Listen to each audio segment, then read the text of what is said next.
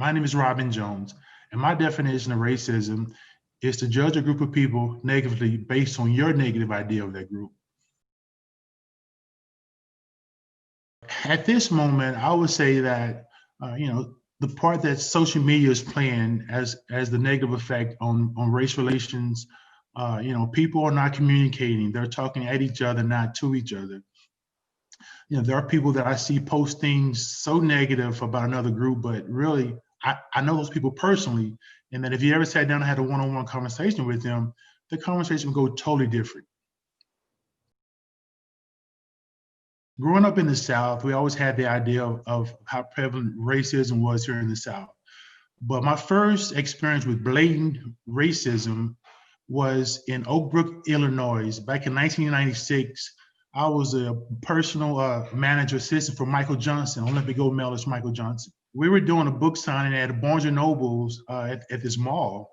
And so the thing was Michael will sign his book, but he won't sign, a jersey, or he won't sign, magazines. He's going to only sign his book. So that was my job, was to make sure that people knew that. As we're going through the line, this one guy says, "You effing ape." And then I'm like, okay, maybe I didn't hear, and maybe I cannot. I mean, there's no way I heard what I heard.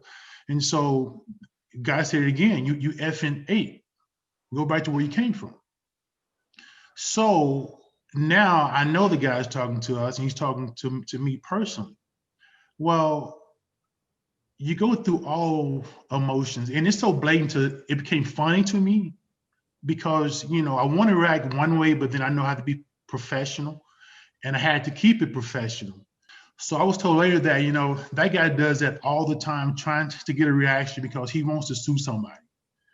So I'm like, okay, that's fine, but still, I'm charged up. So that night I actually called my mom, because it really, the more that it sits in, it really starts kind of, working on you, that I just really had this encounter with someone, and it could have turned bad.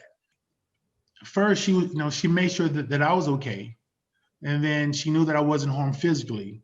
But it was just like, son, just say a prayer and just ask God to give you understanding and strength. My mom's calmness, and she was all a peaceful, praying person. I mean, the sweetest soul I've ever known in my life. So just her words, knowing that she had been through things a lot more, a lot more.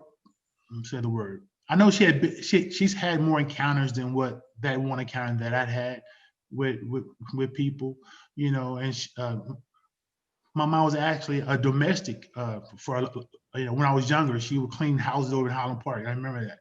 And so, she grew up, that way. So she's had experience dealing with people, her whole life.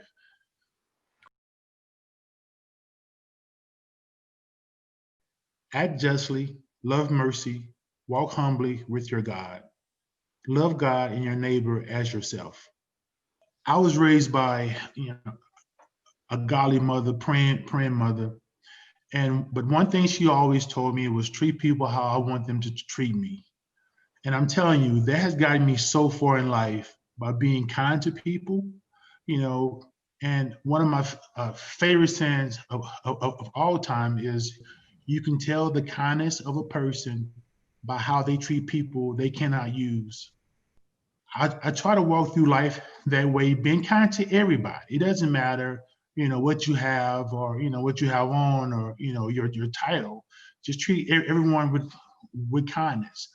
What I try to do is, I'm scrolling through Facebook posts all the time, and I had to make the effort to just kind of scroll by. Don't comment, just scroll by. Don't. But then there are a few guys that I feel like that I can have an impact on. I'm a leader, and I have to always be a leader. It doesn't change.